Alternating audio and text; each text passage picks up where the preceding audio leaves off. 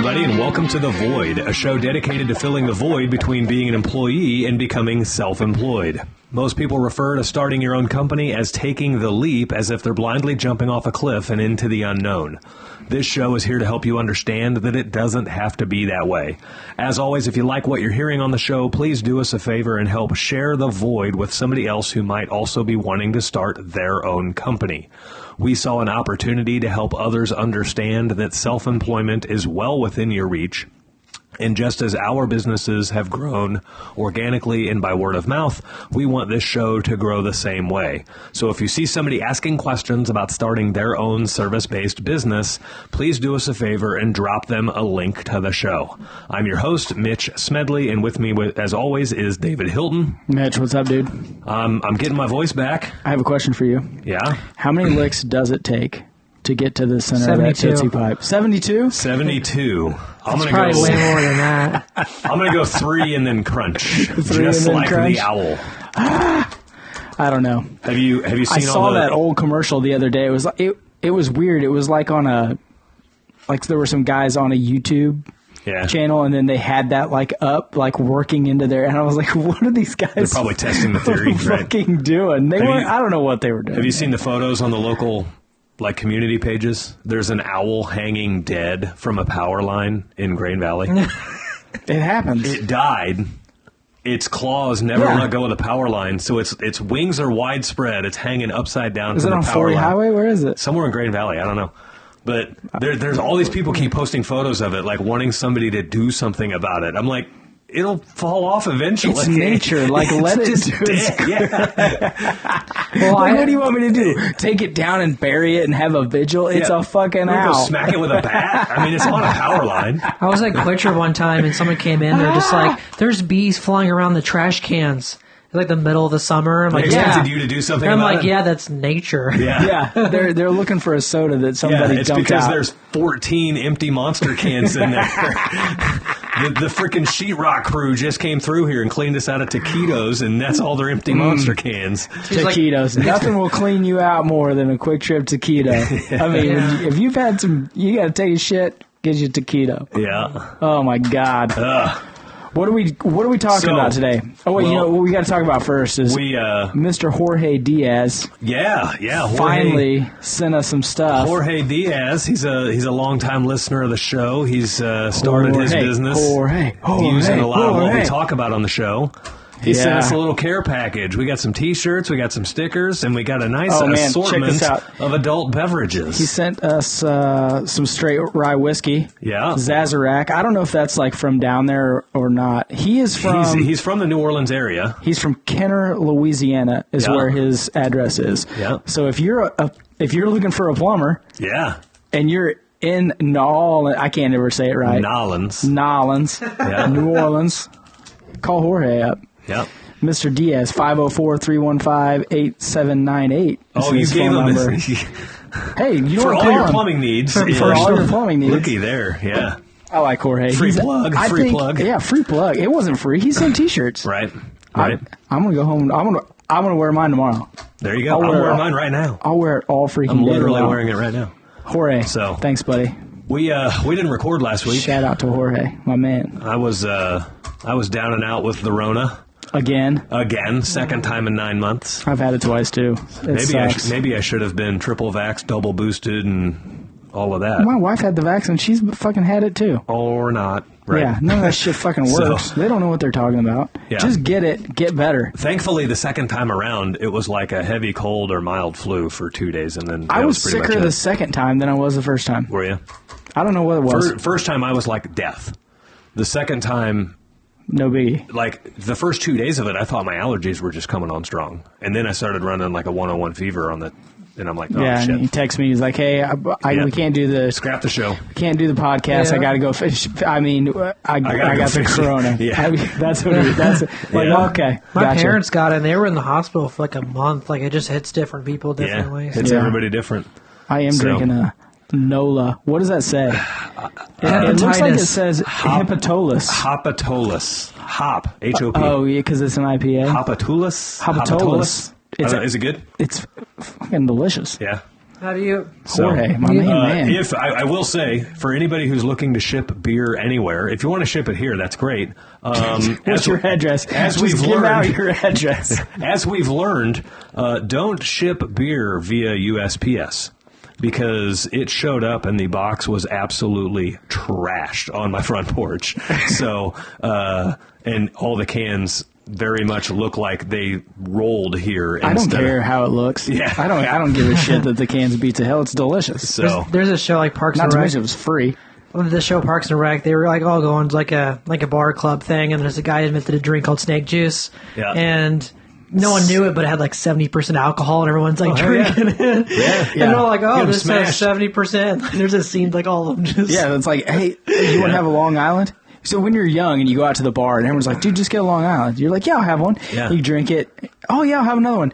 you don't drink realize it, it's 5 different liquors in there. and then you drink the third one, and then you're like, I'm going to vomit on made a bad decision. everyone in like 20 minutes. Yeah. This is over. Yeah. Ugh. So, you want to hear a wild and crazy story? Yeah, what do you got? Is it wild and crazy or is it just funny? It's pretty wild and crazy. Okay. So, Give it to me. What do you Austin, our producer here, is actually our on-staff videographer for the plumbing company, and most days he's riding around with me filming stuff, right? Easiest this job is- on the planet. Not really. Yeah. So this day he was not riding around with me. I wish he would have been this day, but he was editing and producing stuff and everything else. But So you're running calls by I'm running calls actually solo, running calls by myself. Oh, Yep, first yep. time in a month, I'm sure. Oh shit. I wasn't there to hold his hand and help him through it. Yeah, Austin wasn't there to show me how to turn the wrench. So our policy is we call the customer before we head that way and let them know we're coming, right? A lot of companies' policies are if the customer doesn't answer, they don't go. We always go. For one, it's a fairly small service area that we service, so we're not out that much time. And for two, Yeah. a lot of people are on Zoom calls these days and they can't answer their phones. So we just go anyway, right? Or they're like me and my phone is up on the kitchen table and I'm downstairs doing stuff. Right. Well, I hate the policy that some companies have where it's like if you don't answer, they don't come, because just like if they don't want to do something, they didn't answer, I don't have to call again until tomorrow. Right. Yeah, Right. that's an employee thing more than a Yeah. business owner thing. But yeah, you're right. So I call the customer, they don't answer. Not uncommon. Well, I go ahead and drive there. It's a 20-minute drive there. So I drive there, and their screen door is closed. Their front door is open. The TV's on. And So they're home. So somebody's home, right? Yeah. And so I ring the doorbell. There's no answer. I knock on the screen door real hard. There's no answer. And I get this weird feeling, right? So I open the screen door and step in. Normally you wouldn't do this, but for some reason something felt off. I mean, right? normally I would open the door and then just holler. Yeah. So Like, hey! I step in, one step into the front door, and I said, "Hello, plumber." And I hear a sliding noise across the floor. And I'm like, well, that's weird. And so I walk in through their living room, and I see my customer unresponsive on the kitchen floor. He's passed out. Blacked out. Blacked out. Can't talk to you. He's barely there. Oh, I got you. He's unconscious. He's teetering in and out of consciousness. Gotcha. I would ask him a question. Of course, as soon as I see him, I run over to him. Yeah, of course. And I start talking really loud. And I say, "Can you hear me? Can you hear me?" And it was way delayed. 5 seconds later, he would mutter "Yeah," and he was Yeah. way down. Right. I don't know what's happened. He's an older guy. He's in his 80s or 90s. Oh, he's elderly. He's a large guy. Uh-oh. So You're not getting him up. there's a walker right next to him. I'm assuming maybe he just tripped and fell. I don't know. He's not bleeding or anything, right? Yeah. And so So when you hit your head at 85, Right. you're in deep shit. right. And so I call 911, and they start walking me through everything to do, and don't set him up, lay him down, make sure he's flat on his back. Yeah. If he starts vomiting, roll him on his side. Yeah. And they were asking me questions to Try ask him. to and- keep him coherent. Yeah, Yeah. what's he look like? I said he looks like he doesn't look alive. He's 90 and he looks like the white trim. He was so pale he was green. Yeah. He's like a white Jabba the Hutt. I mean, it was bad. He's not that big. He was big enough that if I had to pick him up, I couldn't. Yeah, he was in trouble. I mean, he's a big guy. Yeah. And so... And you're soft. 10 minutes, probably 10-minute response time, maybe. Maybe not even 10. Maybe, that's not awful. Maybe 7. No, not crazy. Not right? awful. So, but he's responding enough to me where it's like you get this element of like, okay, I think he's okay. But like he's not going to die right in front of me anyway. But like he has 10 minutes. Yeah, he's got like he's got the time till they get here. And so the firefighters get there and they start doing their work and I just back up and completely give them everything. Yeah, you right? just go outside. Well, like this is your job, bro. The call was actually booked under his wife's name, and so his wife's nowhere to be found. And so the paramedics are asking like, how do I know this guy? And I'm like, I don't know. I just showed up. Like, ironically, he's only 3 blocks from here. He's in my neighborhood, but I don't know him, right? And so I'm like, I found his cell phone. Let me see if I can like find his wife's number. I'm like, I called a number to come here and nobody answered. I don't know if that's his wife's number or not. So we called that number again and their home phone rang. Oh, gotcha. And so that was not his wife's number. We were able to get into the emergency contacts of his phone and find his wife's number and find his daughter's number. So we called them, and his wife showed up like 25 minutes later. Jesus. Like she was Where away. was she at? She was away. She was at the doctor's office and stuff like that. So, I mean, she was a ways away, right? Well, the paramedics finally kind of get him roused a little bit. His blood pressure was like 0. Was he diabetic? I'm sure he was diabetic. Oh, I made a Facebook post. I don't want to flub the numbers. His blood pressure was something like 59/50. Ugh. Like it was like that's like way low. That's like boom, boom. And it's supposed to be boom, boom. Yeah, yeah. And so they get him, like, he's responsive enough after they work on him a little bit. The dude refused treatment, actually. Really? He's coherent enough that he's being stubborn. Yeah. And I'm fine. Well, the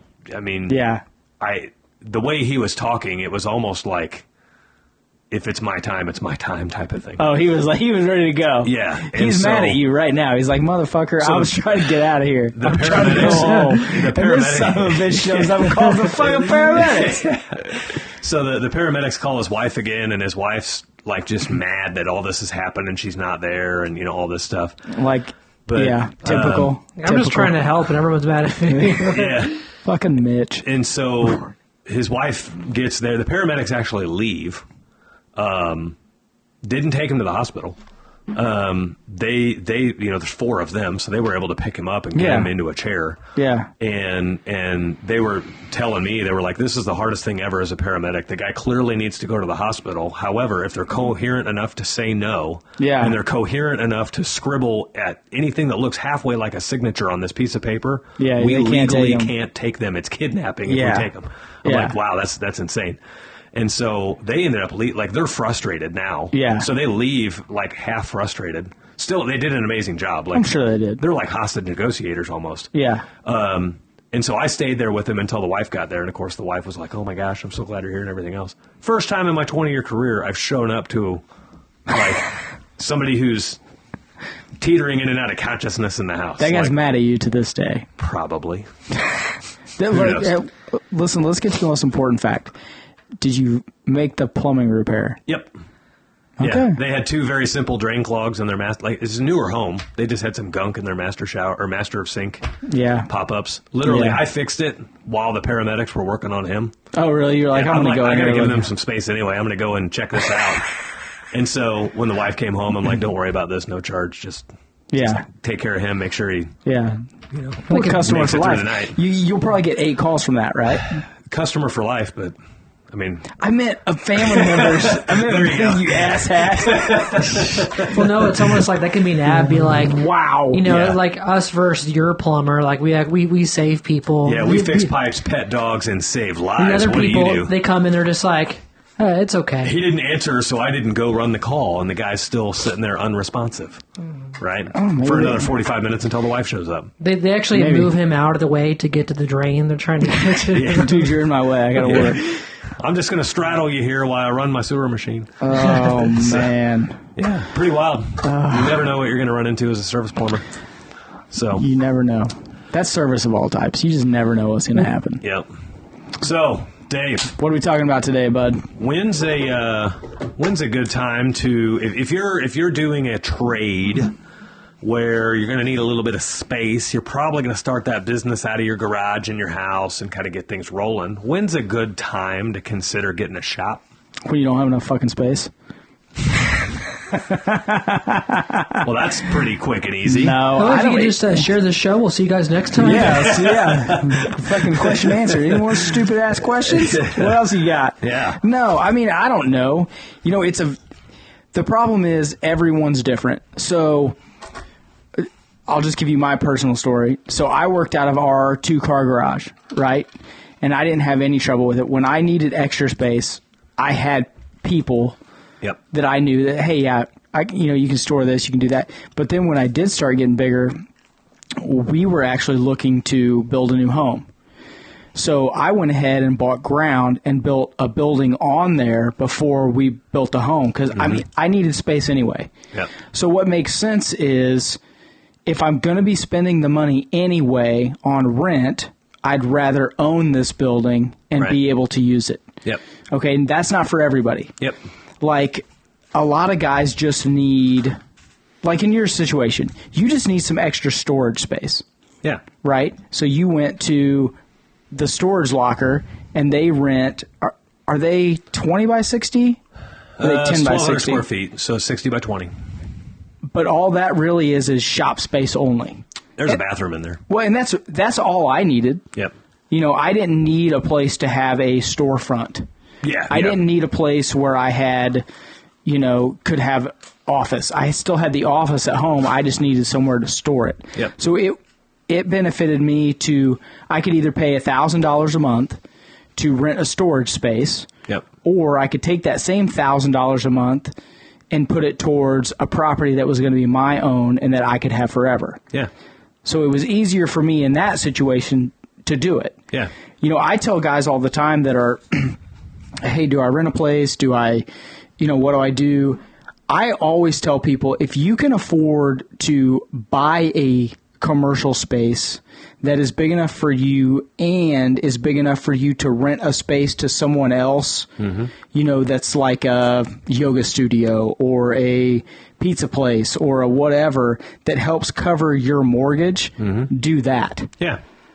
I don't say, hey, okay, just, go rent a space from a guy for $3,500. $3,500 a month in our business right now, that's a lot of money. I don't pay that for mine. That's what I'm saying. Yeah. But if you want a place like that's, downtown, yeah, you're going to be paying for something like that. Yeah. The real question is, what kind of space are you looking for? Right. Are you looking for a partial storefront space in a vibrant area that's in a local downtown? Yep. Are you just looking for extra area where you can store stuff? Are you looking for something that's, out in the middle of nowhere? Who cares? I don't care what it is. Right. I just need something. I got to have something. Yeah. Yeah. I mean, let me ask you, when we talked originally, and I said to you, hey, are you going to get a space? You said, no, I can do all of my business from the trucks. All I got to have is a 10 by 10 office to do office work, and then the guys are on their own, and that's all we need. Yep. Why did you do that instead of having a space? Why did you then need to rent where you're at now? So for us, we started out, we went to from one plumber, which was just me, to 3 plumbers. We went from 1 to 3 with no shop. We stored some stuff in my garage. I still had room in my garage at my home is big enough for me to put my Ford Transit in. It's got a tall, wide door. Yeah. I was still able to, we weren't storing enough stuff in there that I was still even able to, pack my truck in there, too. So that was all fine and good. Ironically, the teetering point for me to get a shop was we had 3 transits that were too small for us. They weren't the extended length transits, and they weren't the high roof transits. And so we realized fairly quickly that the transits are too small. We needed high roof transits, we wanted more space vertically, and we wanted more length. And the difference between a standard length transit and an extended length is 30 inches. That's a lot of freaking space. That's what she said. That's 30 inches on each side, 30 inches of shelving on each side. So that's 60 inches of shelving. Well, it's 60 inches. 6 feet tall, there too. You go. I was going to say. There's a lot of extra material and a lot of extra tools you can keep on the truck. That's a lot of square feet. Yeah. So it was in December of last year, so December of 21, that has it been that long since you... Yeah, that we made the decision we needed all new vehicles. And so I traded in our entire fleet of transits on 3 new transits that were tall and long. And I was going to have to change my entire fleet over. Well, it was like 4 degrees outside when we were doing this. I'm like, I built every truck up to that point. I built every truck in my garage and in my driveway. Yeah. And my I'm not doing that my now. HOA loved me for it, but they got over it pretty quick. Get bent. That's what I say. I was like, there's no way I'm going to convert 3 trucks over in my driveway. It's 4 freaking degrees outside. Like, it just can't happen. And so I started looking for... My building's heated. I started looking for, like, temporary shop space. Yeah. And then people wanted an arm and a leg for temporary shop space. And it just dawned on me, like, okay, if I can find the right shop space for the right amount of money, we can actually use it to grow our business a little bit. And so that's what we did. I found a place.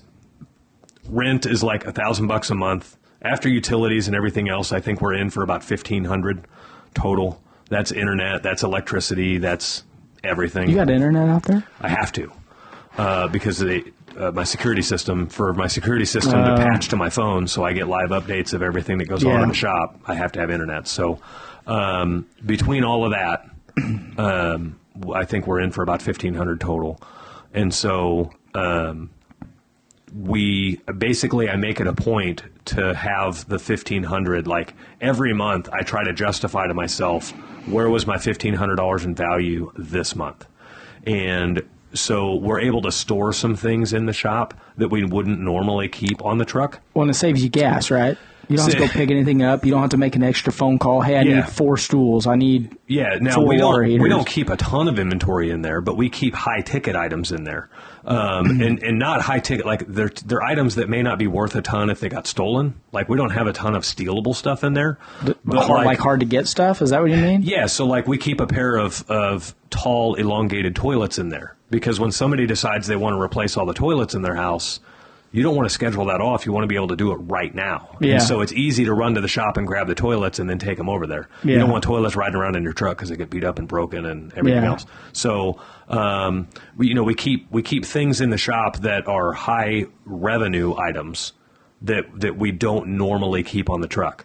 It's where we keep like our gas pipe threading equipment and stuff like that. Like, you don't do that every day, and typically when you do, you can just run to the shop and grab it and stuff like that. So it's worked out really well for us, especially as we've grown and added trucks. It gives us a conditioned space to work on those trucks and build those trucks and everything else.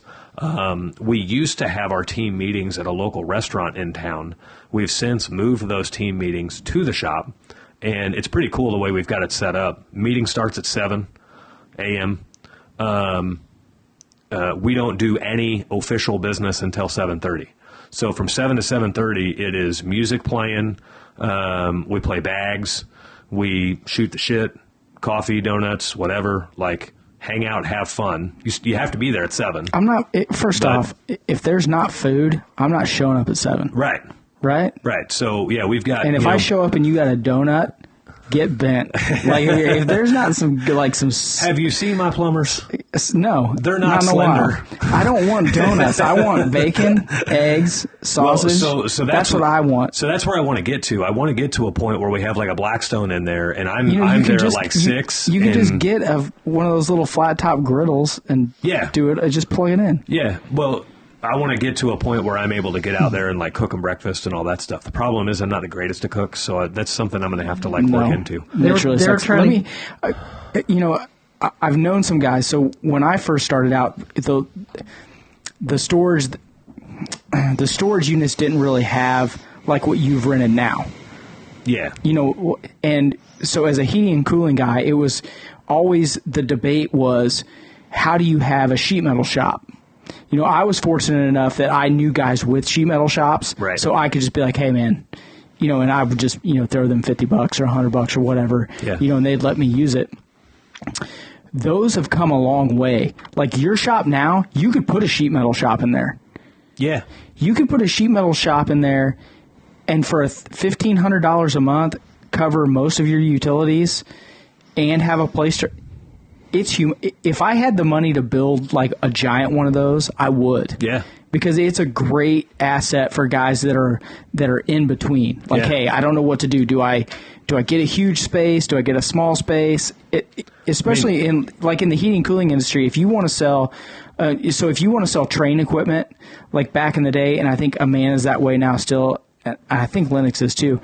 You have to have a full-fledged sheet metal shop before they'll even consider selling you equipment. Yep. Well, that's a really good stopgap to get there. Like if you can just have a break, and say you could just have a break and a Pittsburgh and a big table, and rent that small a space for that cheap of money to get you, moving, it's a really good stopgap for guys that need just small space. My space is tiny. Mine's a 1,200 square foot space. It's the smallest one they have at that facility. They've got 2,400, and then they've got 3,600 square foot spaces too. Yeah, so it's 1, 2, or 3 units. 1, 2, or 3 doors is basically what it is. So, but.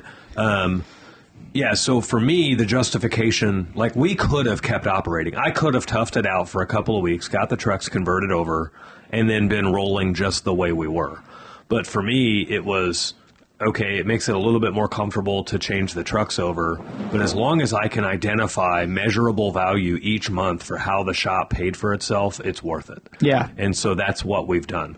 And ease of operation and being comfortable, it's hard to quantify those dollars made. Yeah. But it does make a huge difference. Yeah. When you can relax and when you know that, hey, I have this storage space available, it takes that stress kind of off of you. Yeah. So, I know a lot of guys fight with, hey, this month I really had to have it, but I know next month I'm not going to need it.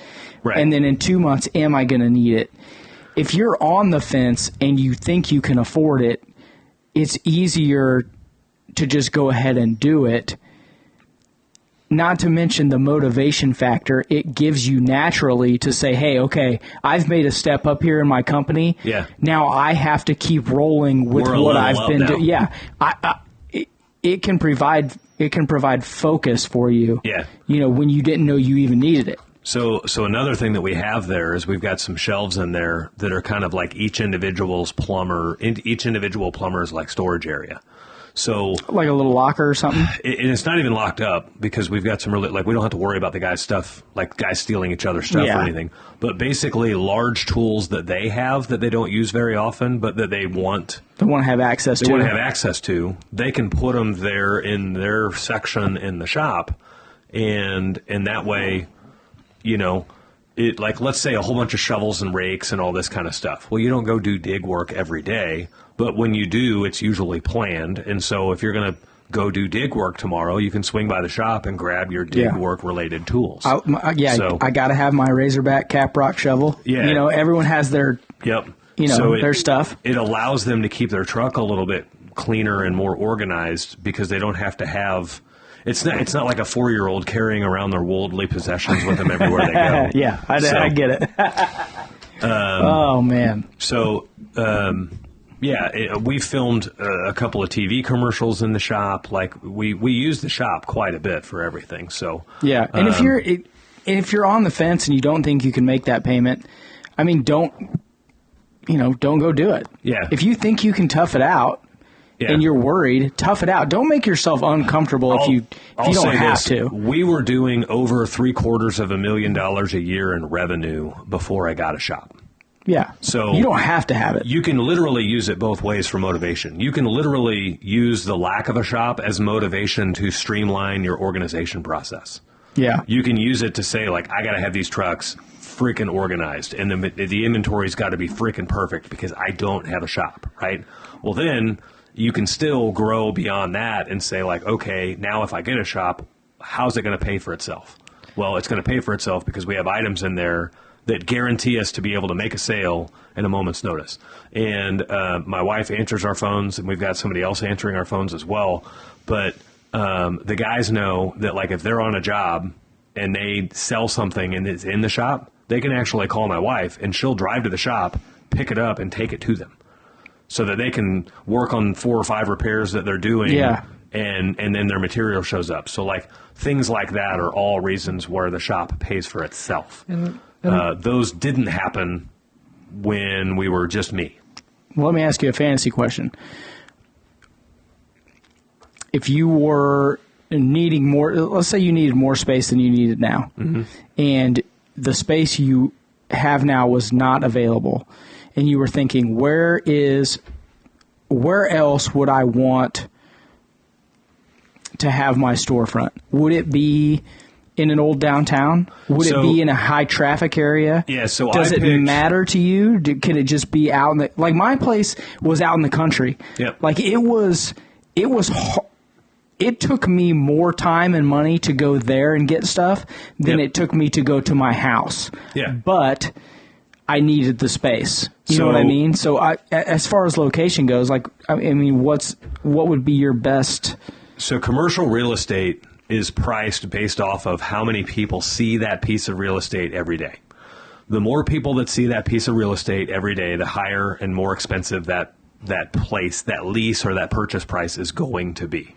So my thought process as I was navigating all of that was, if I have a shop, it's either going to be in the most visible and most prominent place in town, and I'm going to pay out the nose for it, but it doubles as advertising, right? You can have a nice sign, everybody sees it.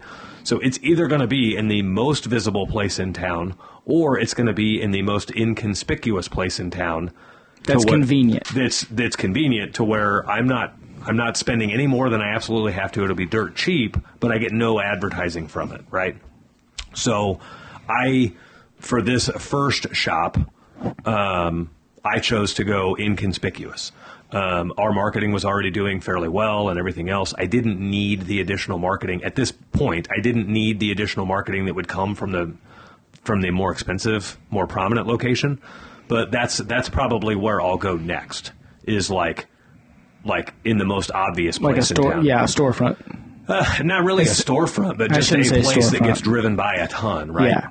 That to give you that top of mind awareness. And I was talking to a guy. The reason I kind of brought that up, like Mitch was texting me today, hey, what are we going to talk about? I had a guy ask me this specific question, and he wanted to get a high-profile area. It was right off of I-70, but it's in a dumpster part of town. Yeah. Okay. The problem with that, so it had a ton of visibility from I-70, okay? A ton of visibility. The problem is that visibility there does not antiquate to customers that he wants. Right. Is what I was telling him. Okay, so for where it was, you got a ton of traffic for not much money, but it was in a dangerous part of town. It's not leads he wants, okay? And it doesn't work out. You have to think about those things when you're getting a place. Right. Okay? You're not going to be, I'm just going to say, you don't want to be in downtown Kansas City, Missouri, next to I-70, paying $2,000 a month when you could be in downtown Lee Summit around customers that are actually going to use you for $2,500 a month. Right. You know what I mean? Yeah. So you have to be thinking consciously about where I'm at, what those leads are. I mean, that was his whole thing. He was like, hey, man, I got this opportunity. It's right off I-70. I'm going to, I can put a billboard up. And I'm like, dude, first off, it's an international highway. Yeah. None of those people live here. Yeah, 90% of the customers driving, so we're in Kansas City. Interstate 70 runs right through Kansas City. Yeah. And anybody selling real estate or leasing real estate off Interstate 70 is going to talk about all the cars that drive by there. Exactly. 1 million cars a day or whatever. Yeah. Well, 98% of those cars aren't even eligible to be your customer because they don't live in our market. Right? Exactly. Now, if you're putting up a billboard and you sell some kind of national product, maybe, it'd be insurance or healthcare or something like that, well, okay. Yeah. But and that's why I bring that up. You have to be conscious. We talk about this on the show all the time. You have to be conscious about your specific situation and where you're at in your business and your life. How does it apply to you? How are what are the customers you're looking for? Okay, you have to be able to take all of that ball of wax, all of that bullshit, and kind of get it down into, this is what I'm looking for, this is where I need to be, this is where I need to focus my energy. Right. You know, and after I said those things to him, he was like, you know what, you're right. He's like, I don't, and he had hesitations. That's why he called. Yeah. You know, that's why you called me originally. Hey. Yeah. Because you just want to hear the answer that you know in your heart is the right answer. Hey, I don't want to be out there. Maybe I'll call somebody and find out, you know. Well, and that's the part about having a really good network of people that you can trust is like, right. There's 1,000 problems you'll come across in life in general where you think you might know the right answer, but you're still going to ask somebody else for their advice and their guidance just to either firm up what you already know or to bring up something that you didn't even think of and pull you away from what you thought. Right. So, yeah, it's a good question to ask, especially when you start applying, like, who's your target customer and where's the benefit and all that. So, yeah, for me, you know, theft, you can have some pretty expensive things in a plumbing shop. And so having a good part of town and a good secure location is pretty important, right? So got to take it all in. There's a plumber here in Kansas City where his shop is literally in the middle of the ghetto. And I don't know how many times he gets broke into. I can just assume that he probably gets broke into a lot because it's in the middle of the freaking ghetto. Like, I don't know why. You know, I'm not like second guessing his business or anything else. Obviously, it works for him. But to me, I just look at that and I'm like, why in the world would you put your shop in the middle of the ghetto? It just doesn't make sense. Well, and why would you want to deal with the headache? Yeah. Right? Yeah. Like the headache alone. Like, I will say some guys don't even care. Right? It just... It doesn't affect them in any way. Right. They don't care. It doesn't bother them. Like, to me, I'd be worried about it all the time. Yeah. Like, man, what do I do? What do I do? Yeah. You know, getting video on your phone, like the cameras at my house. Oh, shit. Oh, that's a raccoon. Oh, it's someone's 24/7. Right. That's just no fun. Right. Gunner, dude, get out of here, bro. My dog showed up. Get out of here. Buddy, what do you think, huh? He's a good dude. I don't know what he's doing. So, all right. For those of us on YouTube, there's a dog over my right shoulder. It's a portrait of my dog, Gunner. It's a creepy-ass picture.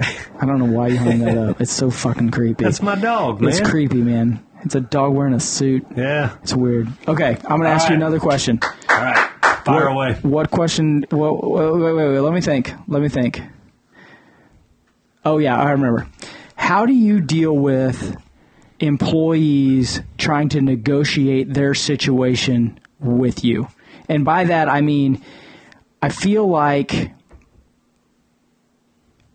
bad employees, I shouldn't say bad employees, I feel like employees that are always trying to get that extra inch, that extra mile, they're always coming to you like trying to convince you, oh, you're a business owner, you should be paying me this. Yeah. Or I feel like the company's so big that I should be getting X. Yeah. Or, and the reason I brought this up, I told him earlier, I have a buddy that works at a big company. He's a manager, and so he's like the in-between, so he gets all the questions all the time. Right. Oh, man, they're making so much money. I should be getting this. And they're literally trying to negotiate with him all the time, their pay, their benefits. They should be getting, more of this, more vacation time, more sick time. I mean, how do you deal with that? Yeah.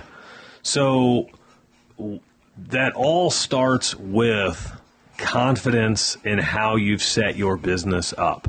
So I had so this is one area where I am very thankful of my years in management prior to starting my company.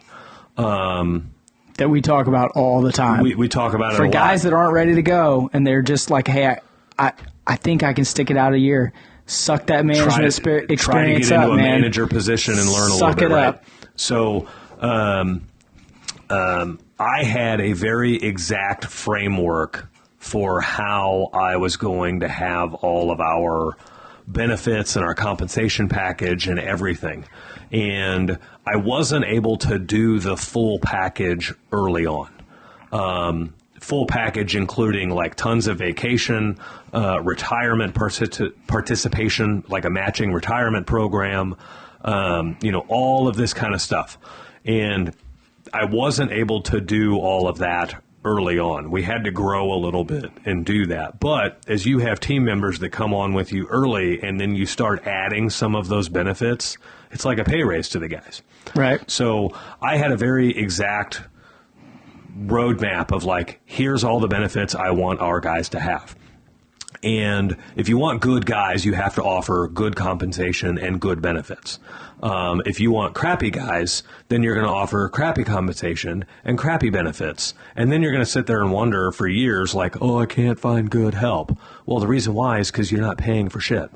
So we pay very well and we have very good benefits. And that helps attract really good people. There's like a middle ground there. Everybody who's dealt with customers knows this. The $100 customer is usually the biggest pain in the ass ever. The $1,000 customer is just like, yeah, do it. Let me know when you're done. Right? So we kind of view the same thing with our team members, with our employees. I don't want $100 employees. I want $1,000 employees.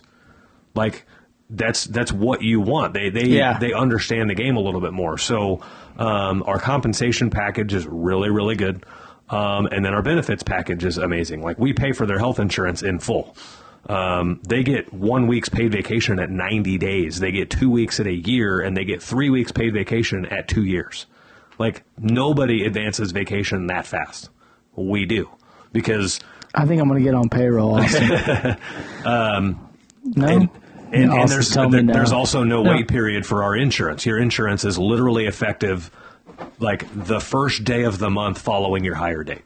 Yeah. Like, we give them the benefits from the get-go. And the philosophy there is, if you want the top tier guys, they're walking away from those exact benefits to come work for you.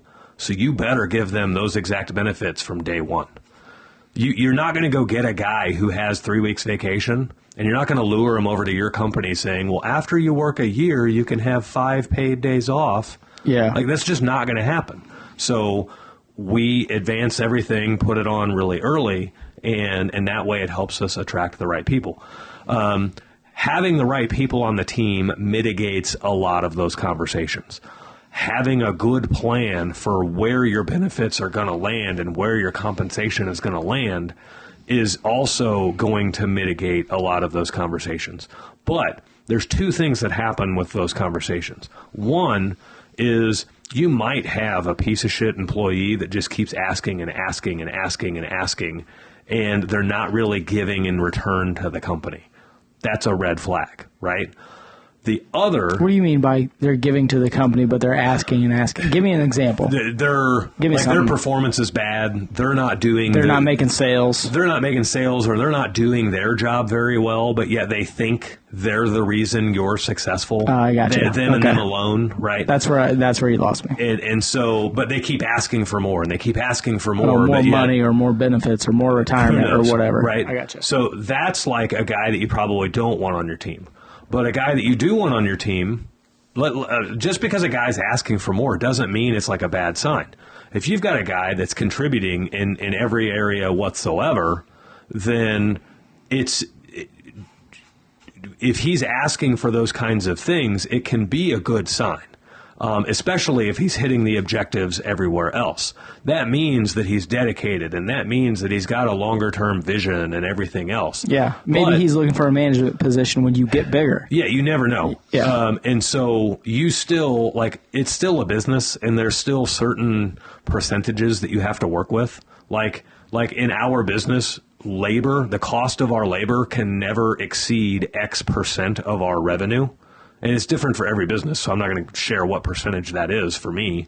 But I have a benchmark number of, for every $1,000 we make in the company, I need to be spending X amount of dollars on labor and no more. And so it's a number that I measure literally every month. As we close out every single month, I look at it and say, okay, we did this much in revenue, our labor percentage was X. And that's how that was my metric for adding in benefits. As soon as that labor metric went way under target, then I was able to say, okay, we have enough room now where I can go ahead and feed in this benefit. And I can feed in this benefit and all of this stuff. And so benefits cost the company money, benefits add to your labor expense. And so I'm actually able to like monitor that labor expense as it grows. But measuring that labor percentage is key, and knowing what that percentage is. And it's different for every company out there. So I would be able, like, I would have guys come to me and bring up those things, and I would go look at the labor percentages, and if we were under, then I would very much entertain like what they're talking about. And it doesn't mean that I'm going to do exactly what they ask, but what it had meant was I would like go to my bag of things that I've wanted to add, and I would probably try to pick one and go ahead and add it if we were under on our labor percentage. If we were over on our labor percentage, that typically means the guys are underperforming at their key role, their sales job. Our job is like sell plumbing and install plumbing, right? Yeah. So, and that's a red flag. Like, hey, I need to say what's the problem with our sales. Right? Is it something in my end? Is it something? Are you guys not getting what you need? Are you guys not? Yeah. Is it just you guys not making sales? I mean, what's the deal? Yeah. So I'm able to like go back to the metrics, and they have some metrics that they're individually responsible for. Like conversion rate, how many calls they go to versus how many calls they make a sale on, and their average sale and things like that. And so I'm able to measure all those things. And if a guy's complaining that he's not making enough money, the first thing I do is make sure he's hitting his metrics. And I'm going to say probably 50% of the time a guy's not making enough money, it's because he's not hitting his metrics. He's not converting enough calls that he's running, or his average sale is not where it should be, or something to that effect, right? And so typically you can nip that whole thing in the bud just by getting that guy up and going. Yeah. But it's a whole different conversation if you've got a guy that's hitting all of his metrics and he's still bringing that up, and you look at the labor percentage and it's not where it needs to be. So I built my business basically off percentages. My budget is basically off of percentages. So if we're way over on labor percentage, I'm totally cool throwing out more benefit for the employees as we grow and everything else. If we're way, you don't mean off of 1 month. You mean off of like a sustained. Hey, I've seen this happening over this way 4 or 5 months. Yeah. So let me throw you one curveball. Yep. So as a company and I'm just going to pick you as an example.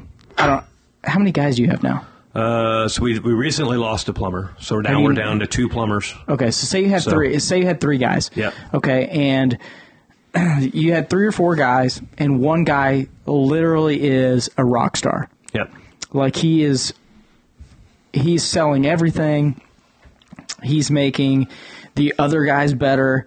He is literally outperforming everything you could think he could do. Yep. Okay. And he's coming to you saying, hey, I think, I should be doing X, Y. I think I should be getting X, Y, and Z. And you look at him now, yep, and you're like, man, if I was in this big company, I would be promoting him to a manager. Right. But my company is not big enough. I don't need a manager. I don't have the work to go hire 2 more plumbers and then have him as a manager.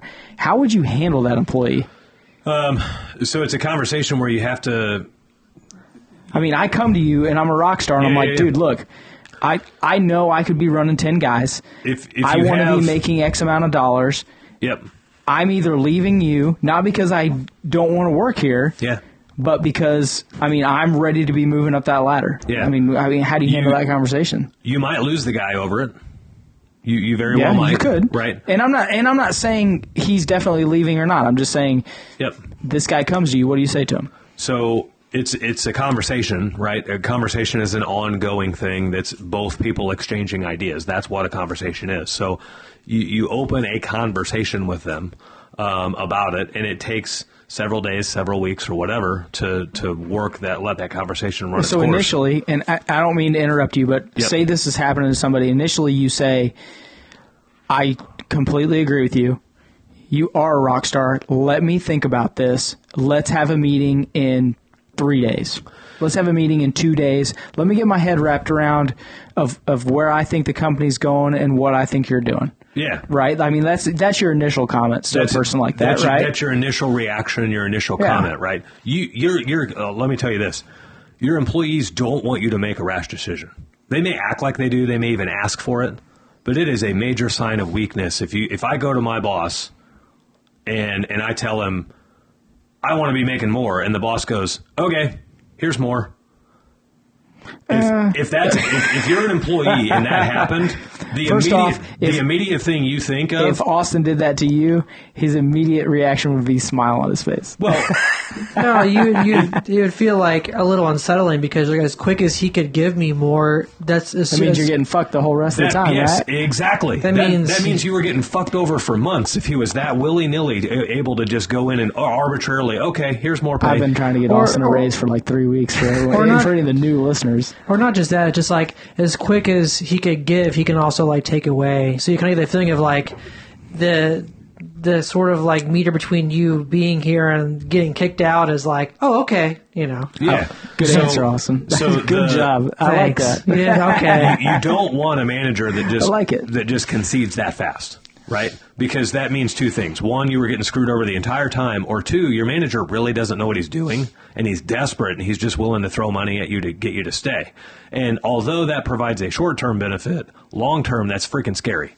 Because if your boss or your manager doesn't know what he's doing, that means the company's probably very unstable. And also, I could be thinking like, oh, I could have asked for a lot more if he's going to be that willing. Exactly. And you're like always wondering, okay. So that's why I have. That's why I threw Mitch this curveball. I knew there was going to be some good answers in there. Yeah. So I had all of those metrics kind of in place, right? And so as my guys would have some of those conversations with me, I would tell them, like, let me go back and look at the numbers and see where we're at. Like, all the guys knew I had this vision for expanding benefits and adding benefits and everything else. And so I would look, and if the budget was there, I would reach in and go ahead and add another benefit to our plethora of benefits and roll on. So another thing that helps settle all of that is if you know you're offering a badass package from the get-go, that helps settle that. Right? Yeah. It's one thing if a guy can go somewhere else and get paid boatloads more for doing equal or less work. Yeah. Right? It's another thing if it's understood that they're making more working for you than they are anywhere else, and they're doing equal or less work for you to make that. Right? So that helps handle all of that too. I don't know if I've learned this over time or not. If I'm making $100,000 at this company, okay, and I'm up in the upper echelon of where I should be, I'm trying to think of a good way to say this. If I'm making $100,000 and that's pretty close to the top of where my expertise is in my field, okay, and I know I can go to this company over here and make 110. Okay? People don't like change. Right. Okay? So as a boss, you need to know that. As long as you're close sometimes, like if I'm working for Mitch and I'm making $100,000, but the environment is great. Like I'm relaxed, I'm having a good time, I enjoy the people I'm working with, but I can go over here and make 115, but I know that the people I'm going to be working for are a bunch of complete douches. And I know the guys work there that are going to be under me are, getting out the door every 6 weeks. There's a rotation. Right. People will stay for the less money if it's a great work environment. Yeah. Okay. I feel like, it took me a long time to realize that. Right. I don't know if it was just from experience, if it was just from, seeing the way guys leave and go to different places. I don't know what that is, but if you as a business owner can just stay close, I know this sounds like a cop-out, right? But it's not. If you can just stay close, but then you can offer a great place to work, yeah, like where you have fun with your guys and there's camaraderie and you're treated well, you treat your guys well, they will stay with you. Yeah. No one wants to leave just for a small for a 5 to 10% raise. So to have a place to work that is mentally unhealthy as compared to the place that they're working now. Does that make sense? Yeah, yeah. Ultimately, this comes down to, we've talked about this in previous episodes. The easiest way to treat your customers is to provide them more value than any other company in town. And if you're for employees, right? Right. If you're the company that's providing your customers more value than anywhere else in town, you can pretty much name your price at that point. Right. Well, the same goes for your employees. If you're providing your employees more value than anywhere else in town, that's going to alleviate a lot of those concerns. If you're providing them more value than anywhere else in town, it's probably understood that you have higher expectations of them than a lot of companies. You're not going to have people that are just bumping and riding along. You want producers, right? Right. But then also, when some of those $5,000 a year teeter-totter type things come up, they're able to look back and say, okay, yeah, it's $5,000 more on the check. However, if I go over there, I lose all of my vacation time. I lose all of my seniority. I lose, now I have to go into on-call because we don't do on-call.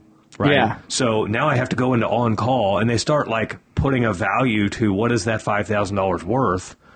And okay, yeah, I might make $5,000 more. However, I've got to work 15 or 18 days more a year by the time you factor in on-call. I lose vacation time and everything else.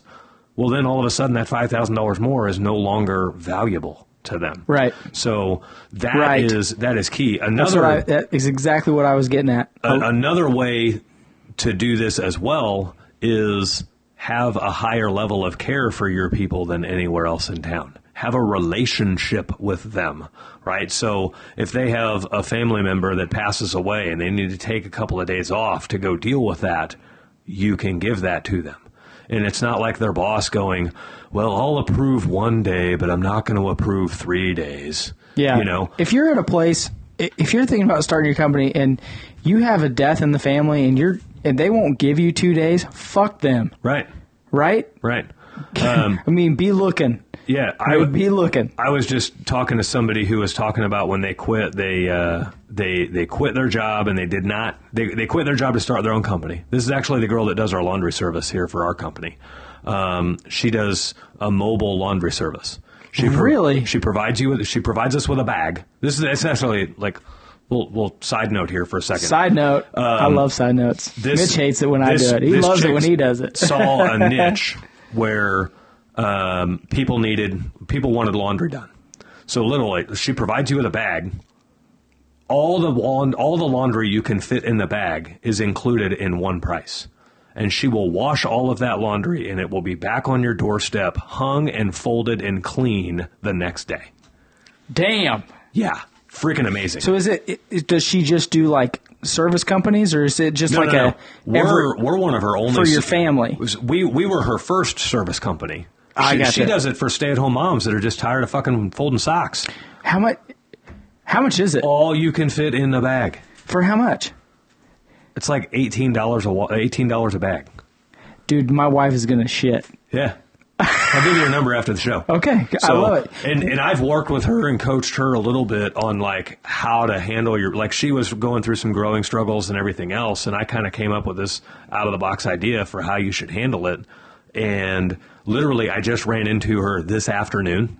How many bags do you go through a week? I am seriously thinking about. Yeah, every employee we have has a bag. I'm at your house. No, she doesn't do our laundry. She does our company's laundry. I'm thinking about having her do my house laundry. Yeah. Dude, my wife would Janine would shit. Yeah. If I came home and said, here, all you have to do is put the laundry in this and throw it out on the porch. She'll come and get it. All your laundry that you can fit in the bag, she washes. So, and it's folded and hung and everything. Water costs money and so does soap. Right. So. I'm on it. Where were we going before I got off onto that? I'm so sorry. It's my fault.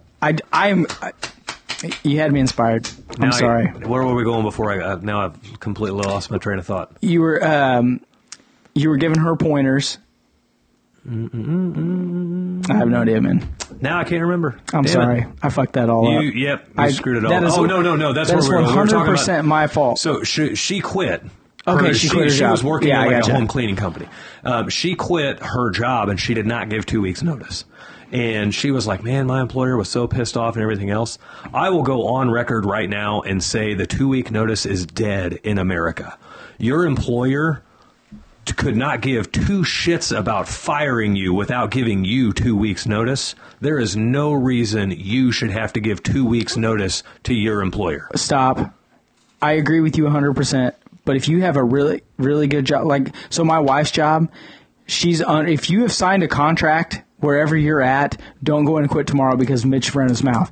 Check your contract, because my wife has to give 6 weeks to get her shit. Contractual employees are totally different. That's why I'm throwing the caveat out there. Now, I don't want you to go tomorrow and then someone calls you and says, Mitch, I'm suing your ass. You told me to quit my fucking job. You can't. If you're a contractual employee, you can't get fired, right? You're gonna be owed portions of your contract, right? Yeah, you get a severance. That's totally different. Yeah. So, but for all hourly people and all salary people and everything else, the 2-week notice is absolutely dead.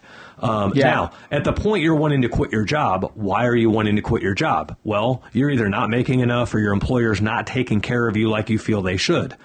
You shouldn't have to give your employer, like, if you don't start taking care of me better in 2 weeks, I'm going to quit. Like, that's bullshit, and it's tired and outdated. I had a friend of mine quit his job.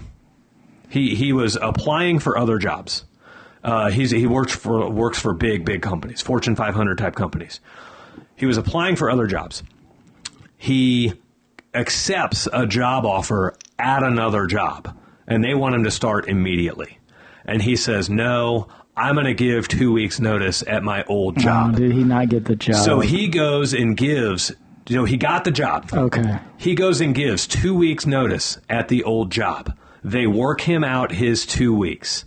He goes to start the new job, and they said, sorry, corporate things have changed a little bit. The position you were applying for. That's what I just said. Did he not get the job? And you said no. He got the job initially. Yeah. But then whenever it came time to start. So that's what I'm saying. So he went to start it, and they said no. So yeah, he works his 2 weeks out, and then he goes to start the new job, and they said corporate things have changed. This position is we're no longer having this position in the company. Sued their ass. And he's like, damn. So he goes back to his old company and says, hey, that fell through. Can I have my job back? And they said, sorry, once you put in your 2 weeks, we actually restructured and we've done away with your old position. So now, because the guy was trying to be noble and give a 2-week notice, he has no fucking job. Yeah.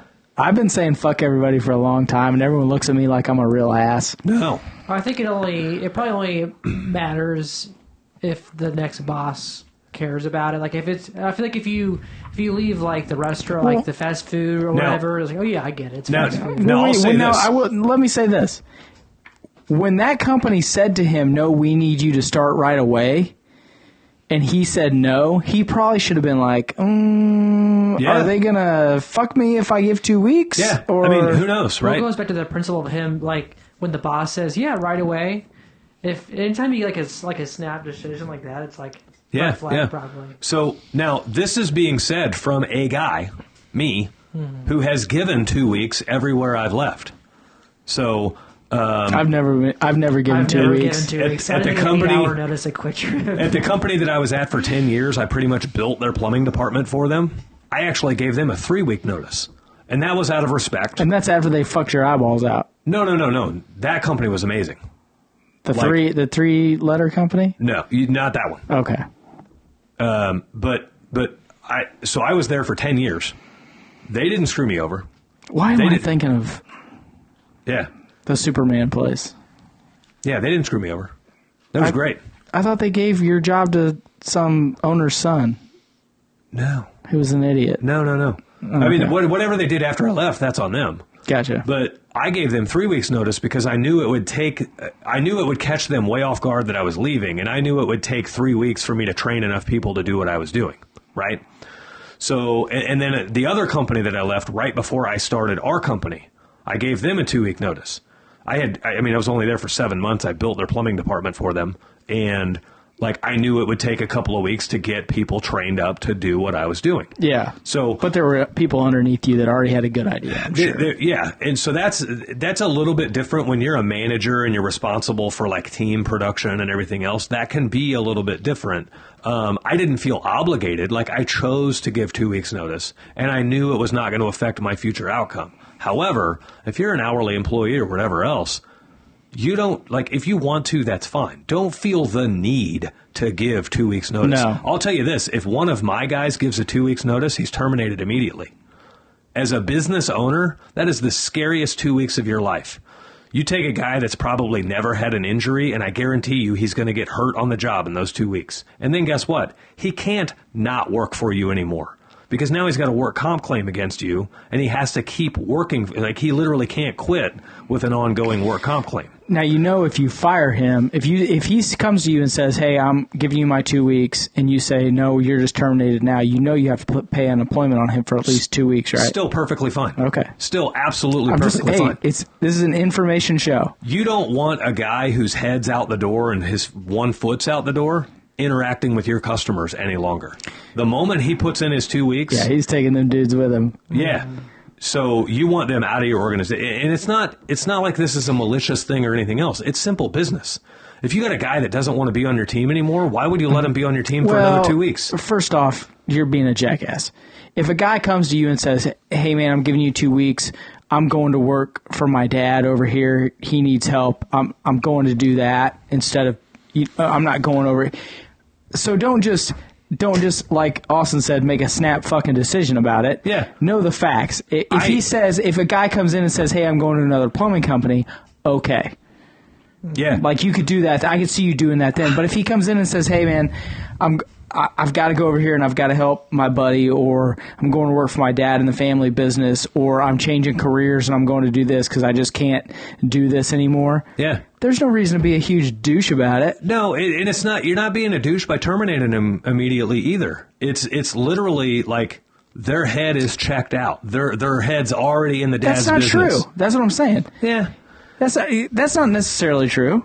I guess I expect a certain level of performance from my guys, and I know that if they're already out. If I came to you and I said, and this is why we do the show good. Yeah. If I came to you and said, hey, I got to go help my dad do this. He got hurt. I'm going to help with the family business. I'm going to give you 2 weeks. They've got it covered, and then I'm taking that thing over. Yeah. And you said, hey, man, I'm terminating you right now. I'd look at you and I'd say, are you paying me for 2 weeks because I already told him that? I'll pay the guy for 2 weeks. Okay. Like, it's literally just the moment their head is checked out. This isn't like a you can't quit because I'm firing you type of thing. No, I get that. That's not what I'm saying. Yeah, this is more of a, if your head is that checked out, just go ahead and go. I'll pay you for the freaking, like, if it's a guy that I value that much, I'll pay you for the 2 weeks. What if the guy is like, hey, man, I know you're busy as shit, and I know you have calls booked up for me for the next 4 days, and I'm willing to do that for you before I go on. You're still firing him? Maybe. Man, what a douche. It's kind of a case of, well, again, it's at that point, it's not like a firing, right? It's like I'll go ahead and pay you for the 2 weeks and all of that. So here's the full circle of this. I've worked at companies before where nobody ever. We're not talking about other companies. We're talking about your company. I know, but what I'm saying is this fucking guy, Muggles. What I'm saying is there's been a lot of other companies where I've worked at where you never even got a guy telling you he quit. His truck would show up in the parking lot in the morning with all of his uniforms in it and his keys in it and all of his tools out of it. Oh, see, that's your indicator that they quit. Right? Yeah. And so... See, I don't go out like that. I go out with, it's on fire, I'm driving it, I jump out, it crashes into the building and burns the building down. There you go. Like, that's how you quit. So, it's just one of those things that at the moment your head's on to bigger and better things or bigger futures or different futures or whatever, you immediately become a liability to the company in certain roles. Now, again, if you're a manager or you have a long tenure with the company and you're leaving on excellent terms or whatever else, like similar to how I was leaving those other companies, it's subject to interpretation at each incident there. When I gave my 2 weeks at those other companies, I was perfectly prepared for them to say, thanks, but no thanks, just go ahead and have today be your last day. Yeah, but if you're vital, that doesn't work. Right. Right. Because you leave and they call you the next day and they go, what the fuck do we do? Yeah. I mean, there are sharky companies out there that would like, okay, we'll hire you. Can you start on Monday? And if you say no, I'm going to give 2 weeks. Well, they may fill that role in those 2 weeks. Mm-hmm. They may treat you like first come, first serve. And now, again, you don't want to work at that company anyway. Correct. Right? Correct. But what you're risking is like losing your old job before you're made aware of that. You know what I mean? Yeah. It's a slippery slope. That's where it's just you have a good conversation with them and say, I mean, even if you have to say I was considering giving my 2 weeks, but my head's checked out and you probably don't want me to be here, so this is just going to be my last day. Yeah. Totally. Like my plumber that we had that just quit with us. No notice. Other than, like, I got a text. First off, you knew he was quitting. You told me 2 weeks before. You're like, we're going to have this meeting. He's going to quit. Yeah. I mean, I had my... what you fucking told me. I had my hunches, right? Like, he's quitting. But I know he's quitting, is what you told me. There are a lot of owners and a lot of managers that would have that scenario happen, and then they would immediately call the guy a dirtbag for not giving us 2 weeks. Yeah. And mine's not the case at all. Like, I knew he was kind of checking out a little bit, and so when he quit, it was like, okay... And I kind of agree with you. It's probably better that you go somewhere else. You weren't all that happy here. You know, it just wasn't working out. And it's perfectly fine. Like, there's no hard feelings between me and the guy or anything else. It just is what it is. But, so you'll never see me, like, griping because a guy didn't give me 2 weeks. Like, I know that I've seen the risks of when you do give 2 weeks. So. Yeah. But this show's running long, but we're going to keep going. What else you got? What, okay, you get one thing. It's the Beyond the Void section of the show. Don't be so excited and douchey. Just what do you get one thing. What is it? Is World War III starting, Dave? I think World War III started 6 months ago. Yeah? Yeah, I do. You think Russia and Ukraine are going to drag the world into a war? I don't know, man. I can't figure it out. I mean, you know what the real problem is our media and the hearsay. Oh, yeah? I can't understand. So... I heard the other day, listen, I hate Tucker Carlson. I do not watch him. I can't stand the fucking guy. Okay. He was saying that the Saudis have been involved and they had a truce basically between Ukraine and Russia worked out. Okay. And then the Nord Stream pipeline got bombed, okay, and upset fucking everybody. And now no one knows what's going to go on. And Russia's moving all these parts around that were part of their nuclear units. And, you know, then they had the voting where they tried to take parts of Ukraine. And now Ukraine has launched a counteroffensive and they've moved them all out. And all these people are saying that the U.S. blew up the pipeline and then Ukraine's trying to join NATO. I can't figure out what the fuck is going on. Yeah. And when I can't figure it out and I'm not sure, then I'm worried. Yeah. Like normally, like you kind of get a feel of what's going on. I have no fucking feel. I cannot figure it out. North Korea launched a fucking missile over Japan and all Japan's missile test radars went off, and they told everyone to take cover, and it went over Japan and crashed into the ocean. Yeah. I mean, I don't know what the fuck's going on, dude. I can't figure it out. I can't put my thumb on it. So, I'm worried. I mean, it legitimately worries me. I'm a different person now than I was even probably as recently as like 7 to 9 months ago when it comes to this kind of stuff. I used to invest a lot of time and energy in trying to stay up on a lot of that stuff.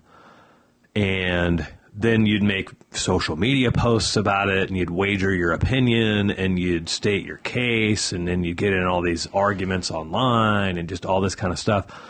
And it was driving me a little, I don't want to say crazy or insane, but it was really, really distracting for me. And so I had to make like a conscious choice.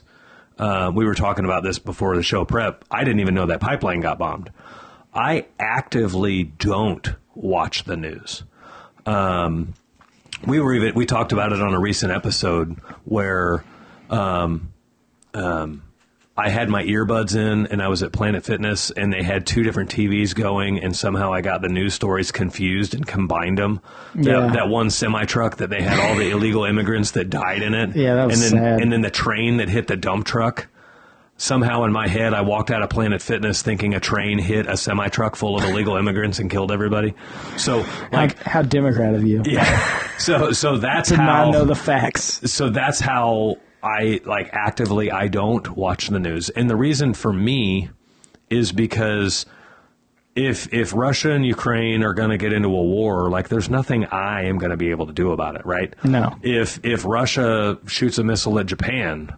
There's nothing I can do about that. It was North Korea, not Russia. Okay, oh, sorry. So, again, that's how little I know, right? Fucking ADHD. So,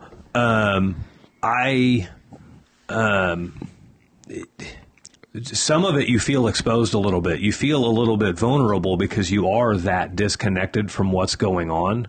However, you take the amount of time, effort, and energy that I was spending for that, and I reapply that same amount of time, effort, and energy into trying to grow my business or working with Austin on video stuff or working on, my family or whatever else. And man, the shift is pretty crazy. As all the listeners of this show know, back in April, my wife and I got into like the biggest fight we've ever gotten in our marriage, right? Well, that's about the time where I was like, actively, completely shutting off all media and everything else. And I can't help but think that there isn't some correlation between allowing all of those outside stresses to put stress on all of the things that actually mattered to me. Well, all stress integrates into itself. So if you get stressed out from one thing, it doesn't matter what it is. If it's what's going on in politics, if it's work, if it's your kid at school, it doesn't matter. It all throws stress onto everything else in your life. Yeah. That doesn't mean you don't have to be engaged. You can still be listening to what's going on. Being in the know doesn't mean that you're letting it take over your life. Yeah. Like, that's what I try to do. So I will so in the mornings I get up, get ready, make coffee. I try to have some coffee before I leave, right? Right. So while I'm doing that, I'm just reading the news stories that I either missed, last night or this morning or whatever. And I just try to get the facts if something piques my interest. Sometimes during the day, say I'm at lunch by myself or something, I'll try to read. And then at night, I'll try to read, not before I go to bed, I try not to read any of that stuff or have any of that stuff in my brain after. This is going to sound stupid. I don't do it past 6 o'clock. Right. I also try not to eat past 6 or 7 o'clock. It just fucks with me. Yeah. So at 4 or 5, if I can just read through stories and gather information, and then make my own opinions on stuff, that's how I am. And that, by doing that, it doesn't stress me out. Yeah. But I feel like I have the knowledge and I know what's going on. Yeah, so right? I had to unplug completely for a while. There was no dialing it back for me. It's because you're addicted to your phone. Maybe. No, I know you are. You told me you were. No, I'm saying maybe it's because I'm addicted to my phone. No, you are. We've talked about it, and then we went and played that golf tournament, and like hole number 2, we're at the tee box waiting for the next team. We're drinking beer. Everyone's having fun. I look over, and Mitch is sitting in the cart with his fucking phone. I literally walk up and I'm like, dude, put your phone down. What do you... Like, these opportunities are rare. And he did. Yeah. He put his phone down. He's like, all right. No, and that's what I'm saying. Like, it may be because I'm addicted to my phone that I had to completely unplug from the media. You're either max or none. So the reason I tried for a moment, I tried just doing the surface level overview shit. The problem with that for me was headlines are so misleading that I couldn't just try to stay aware of what's going on just by reading headlines, because if you just read the headlines, that's not the... Well, yeah, and I don't read the headlines. Like, I'll click on that article, and then I will literally Google search that idea and read someone else's. Right. This is going to make me sound like a huge fucking nerd. So when I was a kid, my mom took, like, all these speed reading courses, and so I used to, like, sit with her and do it.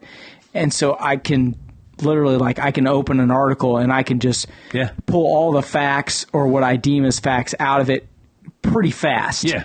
Like, I'm not sitting there for 45 minutes. I'm trying to just soak up as much what I think is factual information. Right.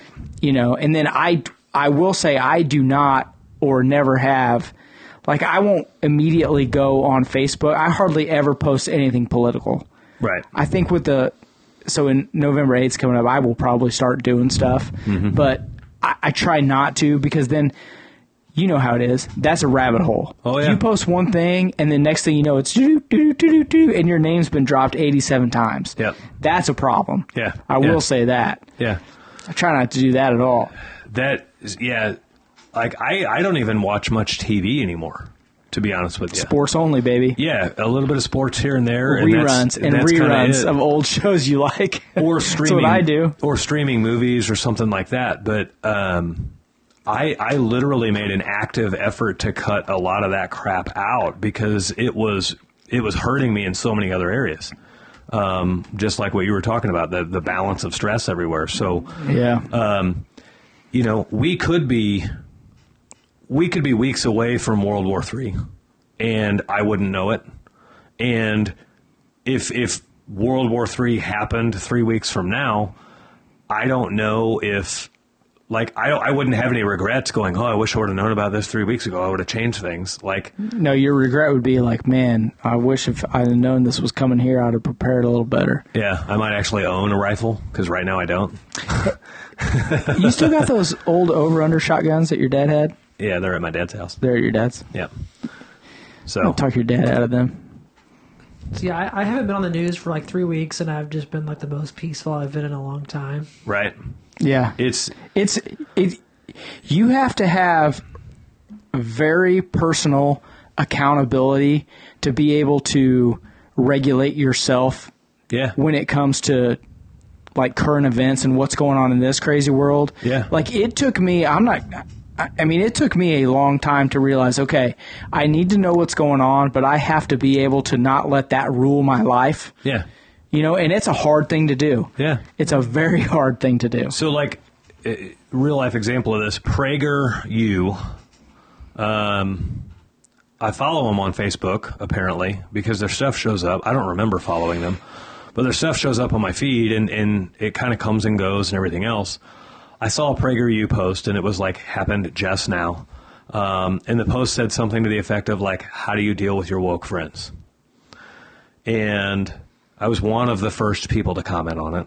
I say one of the first because it got 1,000 comments in 3 minutes. I don't have any. But how about that? I made a comment on there, and I said I treat them with just as much respect as I do anybody else because, like, part of the problem we have in America is we feel like we need to not be friends with people who have differing beliefs than us. Like I have friendships that run deeper than their political views, and I actually enjoy their wildly opposing political views because it kind of keeps you in check and it lets you know where the other side's at, what they're thinking, and everything else, right? I didn't say all this in the comment. I just basically said I treat them with just as much respect as everyone else. Because PragerU is so popular, like, any first comment's going to get a lot of reactions. I don't know what PragerU is. Oh, you got to look them up. Okay, I'll look it up. They're pretty far right wing. But my comment got, like, I don't know, 1,400 or 1,500 reactions or something like that. Jesus. And there were like 80 people that replied to it. And of the 80 people that replied to it, like 4 or 5 may have said, like, yeah, this, or, you know, totally agree with this or whatever. Most of the people were like, oh my gosh, how can you even live with woke people? Or like they were so against the fact that I'm, like, not hating woke people. And it's like, man, that's got to be, like, I don't really care what they said. Like, I posted and ghosted. I didn't reply to a single one of those comments or anything. But your phone, posted and ghosted. That's the best thing to do now. Like, I read the comments just because it's a good barometer where people are at. And there are so many people that just are entrenched in their head. Like, a lot of these comments are like, wokeism is beyond political. This is like, they're active terrorists trying to destroy our nation and all this stuff. And I'm like, man, like, I've got friends that are probably on the woke side. I don't think they're active terrorists. Me personally, I think they're a little confused because they don't think the way I think. And so, like, there are so many people out there that are just so entrenched in their beliefs that they're not even open to the idea of somebody believing something else. And it just runs their life. Yeah. You know, I think that in the last 4 or 5 months, especially in the last maybe 6 months, so the people that are woke are exactly like the people that responded to your post. Just the opposite. Yes. Right? Like yes. So whatever they say or think or whatever, that's let's be honest, they're 10% of the country. Okay. Yeah. Those people think that if you don't agree with them or whatever, fuck you. Yeah. Okay. And I think they started the snowball. Yeah. But then the other people that are over here that are like, no, I don't agree with that. The woke people have pushed them to that edge. Yeah. Okay. And I don't think that the woke people did it on purpose. But, you know, what is it? For every reaction, there's an equal and opposite reaction. Yeah. So basically what has happened is they've created another 10%. Yeah. But then that 10% has gone out and said, hey, look at these people, and they've grown their percent larger. Yeah. Which, to be honest, is probably the natural balance, you know, the way it needs to be, and then the woke will probably the real problem is tolerance in this country. Just like you were saying, there is no tolerance for anything at all. Right. And I think that the real problem, I think, is the super far left, because they've started the no tolerance, no. You know, I hear from people that, you know, have gone to really prominent colleges, and they say, you know, a lot of what they teach is, if you don't get your way, this is how you get your way. Right.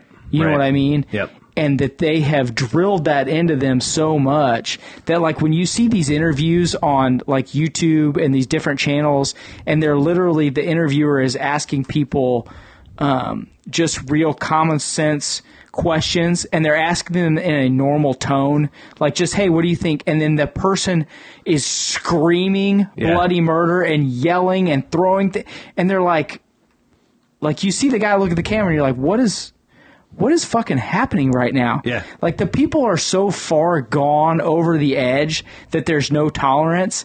That's a problem. Yeah, yeah. It's an extreme problem. Well, a real life example of that.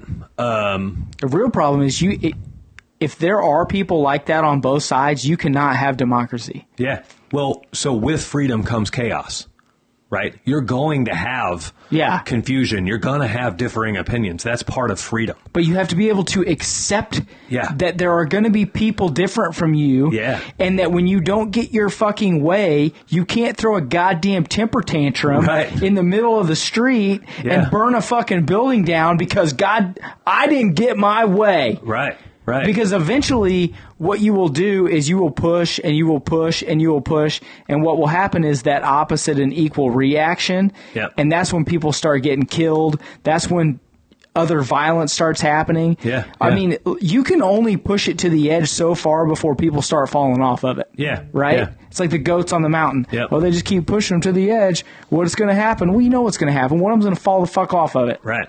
Right. A real life example of this. I'm a business owner. I have to make business decisions that are in the best interest of the business. I bought an all-electric Ford Transit, right? I didn't have a political agenda when I bought this all-electric Ford Transit.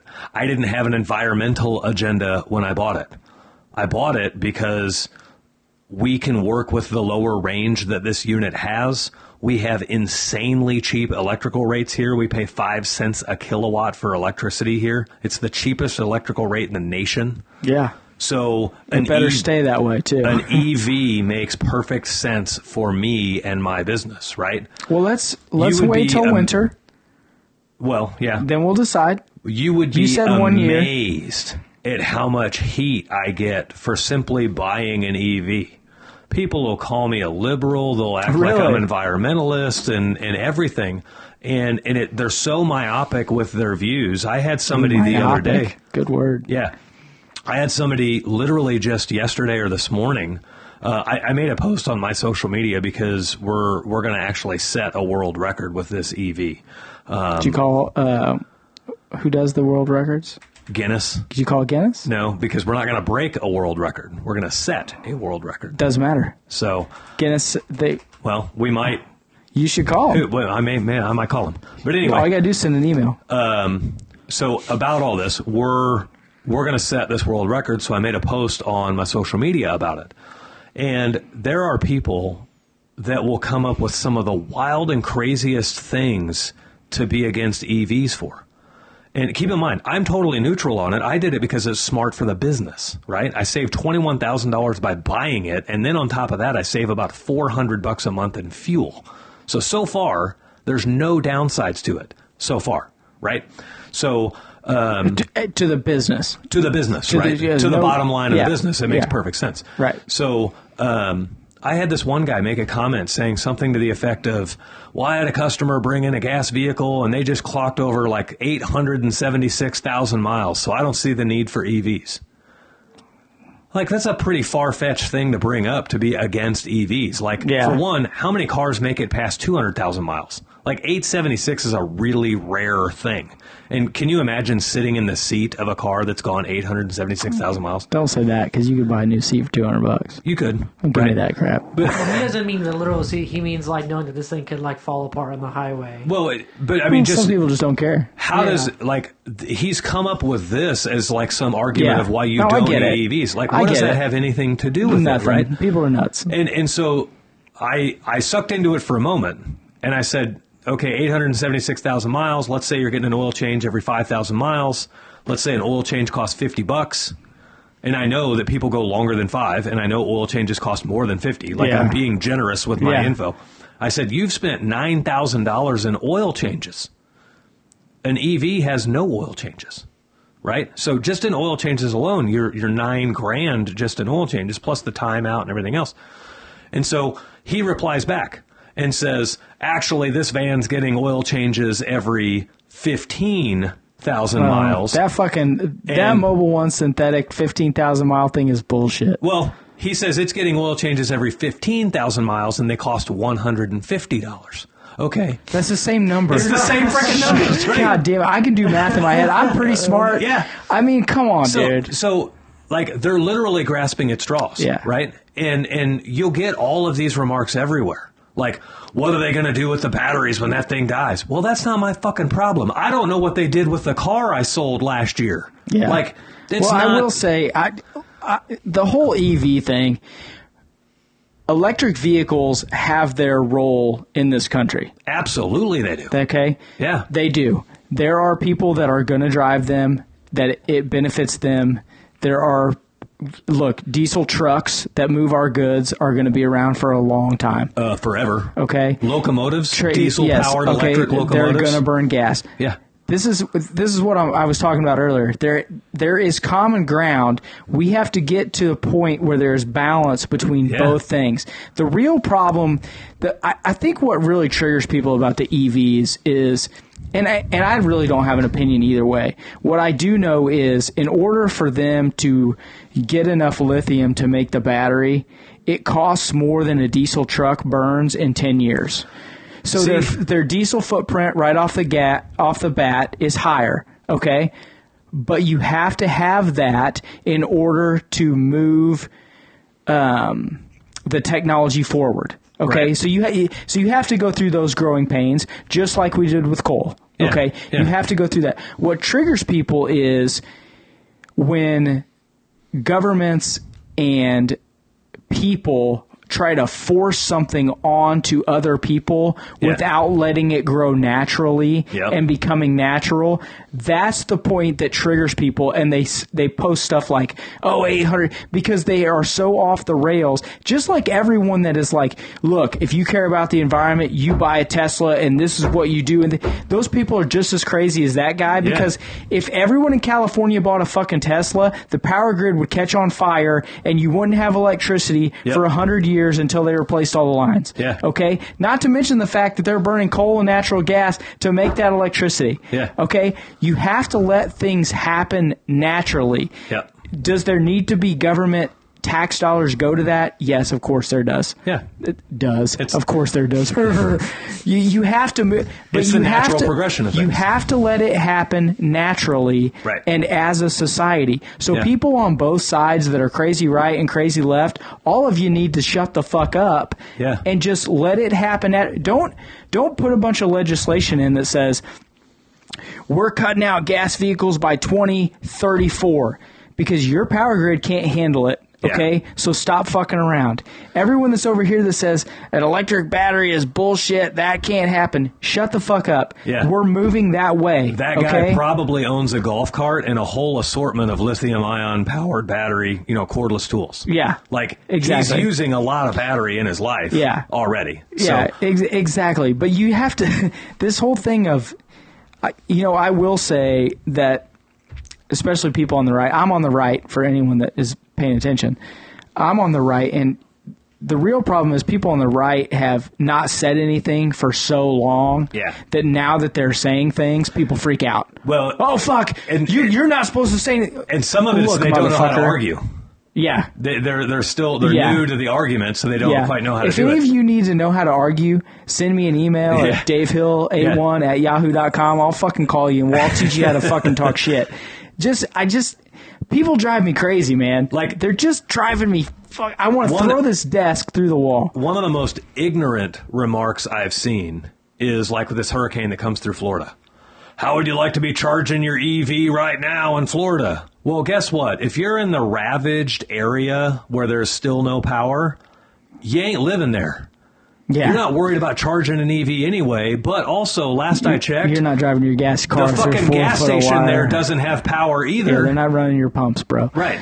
I know. It's so dumb. Now, here's what I have actually picked up is I'm on a Ford e-Transit group on Facebook. God, you're such a nerd. Yeah, well. So I'm on this group on Facebook, and there have been more than one e-Transit owner on Facebook that actually powered their house and powered their fridge and powered their important things off of their electric vehicle for the few hours that they were, like the day that they were waiting for power to get restored.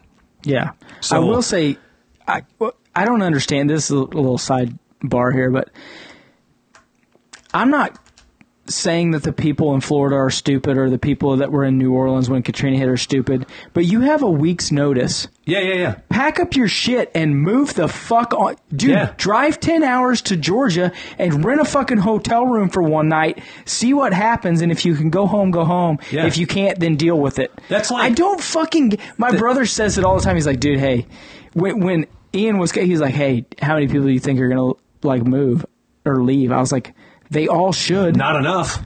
All of them should be fucking leaving right now, and they don't. They stay there, and people get killed, and their houses get destroyed, and then they're like, I don't understand why. What do you mean you don't understand? You had a week. Yeah. Move. Yeah. Go away. And if you live in that area and you don't have homeowners insurance, well, you're a fucking idiot, right? Right. So that's like getting hit by a coal train and then acting surprised. As like if it's you moving didn't see 30 it coming, miles an hour. You didn't hear it coming, and you didn't know exactly where it was going to go. I don't understand. They were like, well, it hit 2 hours lower. First off, if I'm on the coast, I'm like, babe, we got 3 days. That's enough time to get the boat out of the way.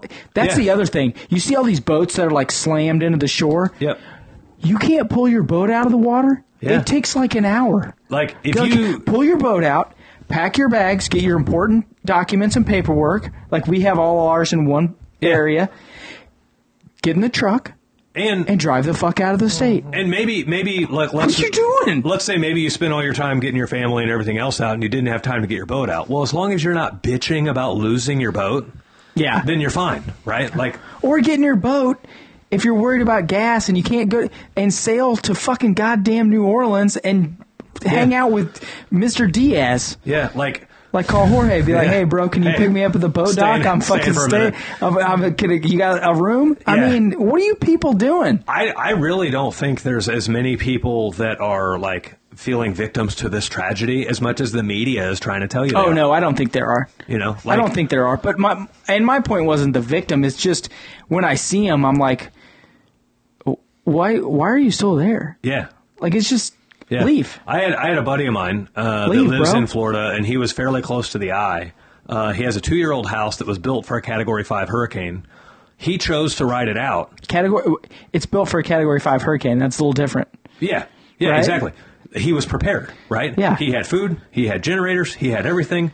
He chose to ride it out. He updated Facebook as much as he could with filming. Apparently, the back half of the hurricane was stronger than the front half, so we didn't hear from him much on the back half. But, 180 mile an hour wind gusts. Yeah. Woo. So, but he jumped back up online, and he was like, yeah, the back half was stronger. That's why you didn't hear from me, but we're still here. House is fine. House is built for this. We're still good. We got no power. And then 6 hours later, he posted a picture of he and his girlfriend. Fired up my generator, bitch. Lights on in the house. He was like, this is the look on your face when power comes on days sooner than you were expecting. But he was fucking prepared. Yeah. Totally different when you have a plan. Yeah. So... This is personal. What do we preach? What's our motto? Personal responsibility. We need some T-shirts made up that just say "The Void." Personal responsibility. Yeah. That's just all they have to say. Personal responsibility is the undefeated champion of the world. I don't understand. Yeah. He always has to make it into some idealistic saying. Mitch, it can never Mr. be just Smedley. of the world. my son has a hoodie that all it says is "Stop doing drugs." He wears it to school every day. That's a great shirt. That's a great shirt. Yeah. It's like, who you talking That's the to same thing as personal responsibility. Yeah. What are you doing? Stop doing You drugs. seem like wearing around. You're like, who are you talking to specifically? Is he wearing it around? Does he walk up to your wife and look at her? Turn his chest? It's legal. She has a card. It's okay. I don't give a shit. It's still drug. You just look at her. I don't know. Austin popped a couple of Advil before the show. Yeah. Ibuprofen. Yeah. Man, if they don't change your mindset, they're not drugs. Oh, is that it? Yeah. Okay. Well, let me take another drink of my drug over here then. Yeah, caffeine, alcohol, sugar. Sugar is the greatest drug on the planet. Yep. Something makes you fat and stops your heart. Let's wrap this show up. Wrap it up. It's been 1:40. I know. It's been a minute. So, guys, if you like this show, if this show brought you value, if you took something away from this show that you think others would benefit from, please do us a favor and help share this show with somebody else that you know that either wants to start their own company or wants just some general business sense with some real life application to it. So until next time, guys, we will see you later. Peace. Yes. Yes.